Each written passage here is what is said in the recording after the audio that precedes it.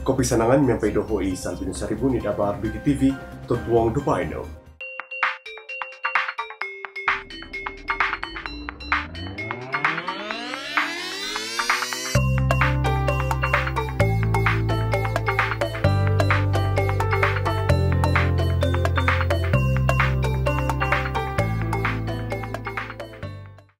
...443 kes baru COVID-19 dengan 4 kes kematian dilaporkan di Sabah hari ini. 443 kes positif baru COVID-19 dengan 4 kes kematian dilaporkan di Sabah hari ini.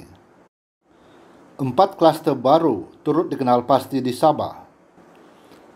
Ketua Pengarah Kesihatan Tan Sri Dr. Nur Hisham Abdullah berkata, 2 kes kematian dilaporkan di Hospital Duchess of Kent, Sandakan, melibatkan seorang wanita berusia 84 tahun serta seorang lelaki berusia 83 tahun. Kedua-dua kes kematian itu mempunyai latar belakang penyakit kronik, darah tinggi, diabetes, dan hiperlipidemia. 2 lagi kes kematian dilaporkan di Hospital Tawau, melibatkan seorang lelaki berusia 59 tahun yang mempunyai latar belakang penyakit batuk kering, dan seorang wanita berusia 36 tahun di Hospital Sempurna yang mengalami penyakit buah pinggang kronik. Secara keseluruhan, sehingga 13 Oktober 2020, seramai 18,478 individu dengan sejarah perjalanan pulang dari negeri Sabah telah disaring di semua pintu masuk antarabangsa dan domestik. Untuk makluman juga, sehingga kini terdapat sebanyak 23 kluster di seluruh Malaysia yang disebabkan oleh kes indeks yang juga merupakan pengunjung dengan sejarah perjalanan pulang dari negeri Sabah.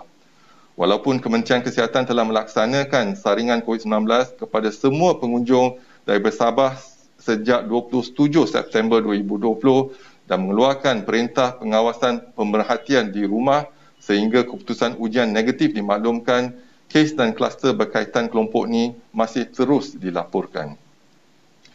Bagi membantu menangani isu ini dan dengan mengambil kira situasi kenaikan jumlah kes COVID-19 di Sabah, semua penggembara yang tiba dari Sabah wajib menjalani saringan kesihatan COVID-19 di pintu masuk antarabangsa dan domestik, diberikan perintah pengawasan dan pemerhatian di rumah selama 14 hari dari tarikh ketibaan, dipakaikan gelang dan perlu memantau kesihatan kendiri menggunakan home assessment tool dalam aplikasi MySejahtera.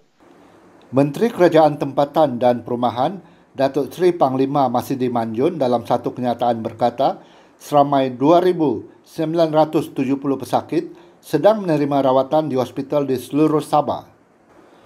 2,054 pesakit dilaporkan telah sembuh dan dibenarkan pulang. Katanya, Kerajaan Persekutuan melalui sidang khas Majlis Keselamatan Negara MKN hari ini telah memutuskan untuk membenarkan kegiatan berkaitan sektor ekonomi, industri dan perniagaan beroperasi dengan mematuhi prosedur operasi standard MKN. Sektor yang dibenarkan beroperasi termasuklah perikanan, perladangan dan pertanian. Kerajaan Persekutuan juga menyalurkan 50 juta ringgit untuk membantu kerajaan negeri Sabah menangani penularan pandemik COVID-19. Katanya, masjid, surau serta rumah ibadah lain adalah ditutup. Namun laungan azan setiap waktu adalah dibenarkan. Semua aktiviti sukan, rekreasi, sosial dan budaya termasuk majlis perkahwinan adalah tidak dibenarkan. Sementara itu, kerajaan negeri meneruskan usaha membantu golongan yang terjejas akibat pelaksanaan Perintah Kawalan Pergerakan Diperketatkan PKPD di Sabah. Masidi berkata, sehingga hari ini 12,813 bakul makanan telah diagihkan. Katanya, sasaran pengagihan bakul makanan adalah kepada ketua isi rumah dan juga yang diperintahkan untuk menjalani kuarantin di rumah oleh Kementerian Kesihatan Malaysia.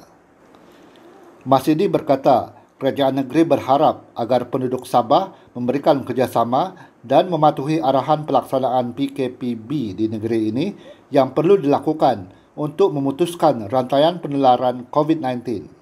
Ketua Menteri berada dalam keadaan stabil serta terus menjalankan tugas meskipun sedang menjalani rawatan akibat jangkitan COVID-19.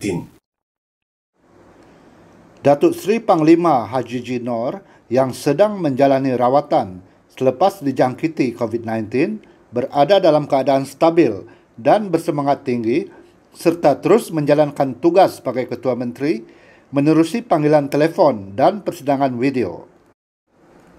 Pembantu Menteri kepada Ketua Menteri, Datuk Wetrum Bahanda dalam satu kenyataan berkata, Ketua Menteri amat mengambil berat tentang keselamatan dan kesejahteraan rakyat. Sehubungan itu, Wetrum turut mendoakan kesihatan Ketua Menteri semoga cepat pulih agar dapat kembali berkhidmat untuk rakyat Sabah. Wetrum turut mengajak seluruh rakyat untuk mendoakan kesejahteraan Ketua Menteri dan juga semoga rakyat Sabah disembuhkan dan diselamatkan daripada COVID-19. Pilihan raya kecil Parlimen Batu Sapi ditetapkan pada 5 Disember. Suruhanjaya Pilihan Raya SPR menetapkan 5 Disember ini sebagai tarikh pilihan raya kecil PRK Parlimen Batu Sapi. Pengerusi SPR, Datuk Abdul Ghani Saleh berkata, hari penamaan calon ditetapkan pada 23 November, manakala hari pengundian awal pada 1 Disember. PRK Batu Sapi perlu diadakan susulan kematian penyandangnya, Datuk Liu Vui Kiong dari Parti Warisan Sabah, Warisan pada 2 Oktober lalu, dipercayai akibat jangkitan paru-paru.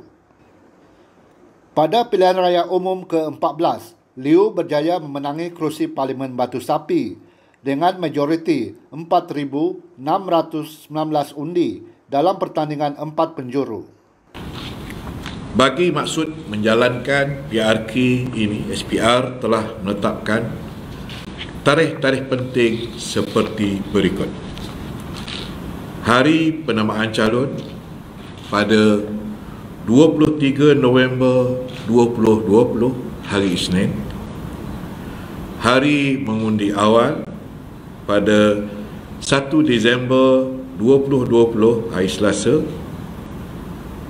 Hari mengundi pada 5 Disember 2020, hari Sabtu.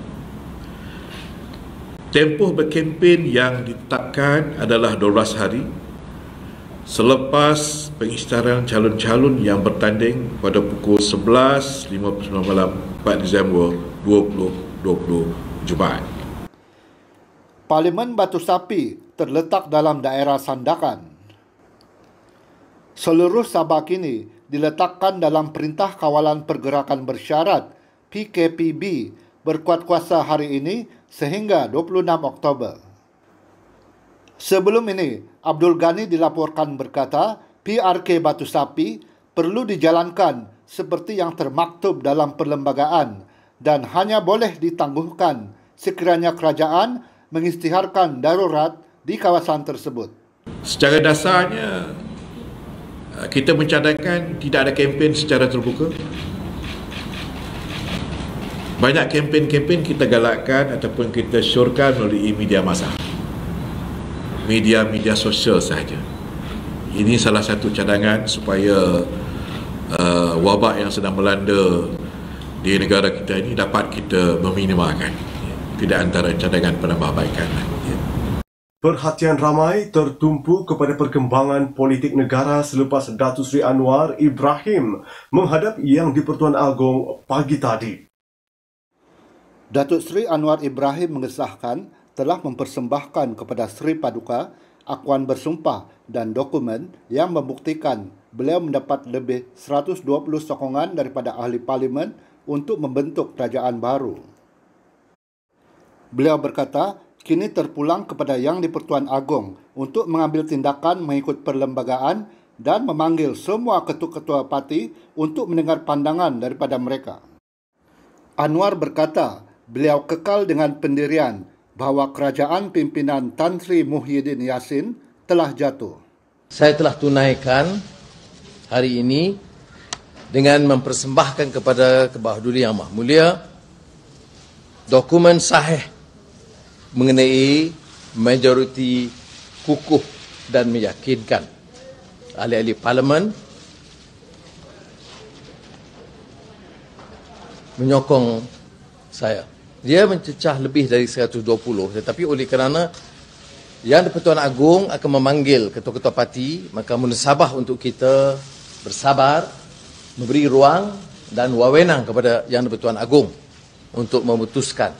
Cuma kalau berdasarkan perkembangan tertinggi, saya masih beranggapan kerajaan Tan Sri Muhyiddin sudah jatuh. Beliau berkata demikian dalam sidang akhbar di Hotel La Meridian petang tadi. Beliau bagaimanapun tidak mendedahkan senarai sokongan yang diperolehnya dalam sidang akhbar berkenaan.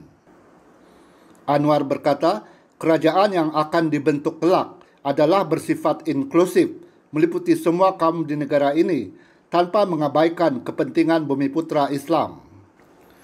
Terdahulu pagi ini, Anwar hadir di Istana Negara pada pukul 10.25 pagi dan menghadap Sri Paduka selama kira-kira sejam. 11 pusat kebudayaan akan diwujudkan di Sabah. Kementerian Pelancongan, Kebudayaan dan Alam Sekitar akan membina 11 buah pusat kebudayaan di daerah terpilih di Sabah. Menterinya, Datuk Jeffrey Arifin berkata, pembinaan itu sedang dalam proses permohonan pemilikan tanah untuk diwartakan sebagai milik Lembaga Kebudayaan Negeri Sabah. Pusat kebudayaan yang bakal dibina itu bukan saja untuk mempromosi adat budaya masyarakat, tetapi juga untuk tujuan pengkomersilan produk pelancongan. Jeffrey berkata, kementerian itu juga akan terus menggandakan usaha dan komitmen bagi memastikan khazanah budaya di negeri ini tidak luput ditelan zaman.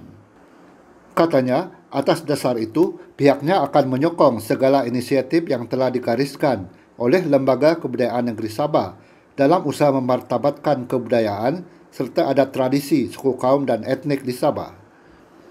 Beliau berkata, Sabah adalah sebuah negeri yang mempunyai keunikan pelbagai warisan budaya yang terhasil daripada pelbagai kaum dan etnik.